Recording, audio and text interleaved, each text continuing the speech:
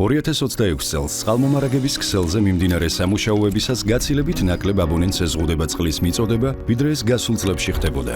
თუ 2022 წლამდე გამანაწილებელი ქსელის დაზიანება მთლიან რაიონებსა და მიმდებარე უბნებში აფერხებდა წყლის მიწოდებას, დღეს წყალმომარაგების ქსელი დამოუკიდებელ ზონებად არის დაყოფილი და ქსელზე თითოეული ინციდენტი მხოლოდ რამდენიმე ქუჩაზე ლოკალიზდება. შედეგად კი 2022 წლიდან დღემდე წყალმომარაგების შეზღუდვის არეალები საშუალოდ 54%-ით არის შემცირებული. ეს ცვლილება 2022 წლიდან დაიწყო, როდესაც Georgian Water and Power-ის მფლობელი საერთაშორისო კომპანია Aqualia გახდა. სწორედ ევროპული სტანდარტების დანერგვამ დაუდო საფუძველი მასშტაბური ზონირების პროექტს. აღნიშნული პროექტის ფარგლებში 2022 წლიდან დღემდე თბილისში, რუსთავსა და მცხეთაში ინტენსიურად მიმდინარეობს ჩამკეტმა-რეგულირებელი ინფრასტრუქტურის განახლება.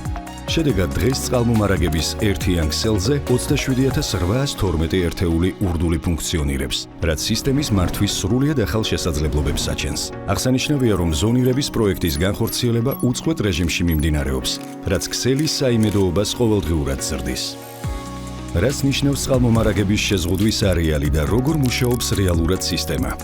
არეალი არის ის კონკრეტული გეოგრაფიული ზონა, სადაც ქსელზე სამუშაოების მიმდინარეობისას წყლის მიწოდება დროებით იზღუდება. მნიშვნელოვანია ვიცოდეთ, როგორ არის მოწყობილი Georgian Water and Power-ის წყალმომარაგების ინფრასტრუქტურა. წყალმომარაგების ქსელი სამ ძირითად კატეგორიად იყოფა: მაგისტრალური მილსადენები, რაც უზრუნველყოფს წყლის ტრანსპორტირებას ქალაქის მიმართულებით, გამანაწილებელი ქსელები, რაც წყალს უბნებში ანაწილებს, და განშტოებები, რომლის საშუალებითაც წყალი უშუალოდ კონკრეტულ შენობებამდე მიედინება. თბილისის, რუსთავისა და მცხეთის წყალმომარაგების ქსელები ჯამში 29 ძირითადი მაგისტრალური წყალსადენისგან შედგება. წარსულში მცირე დაზიანების დროსაც კი ტექნიკურ ჯგუფებს უზარმაზარი მაგისტრალური ან გამანაწილებელი მილების დაკეტვა უწევდათ.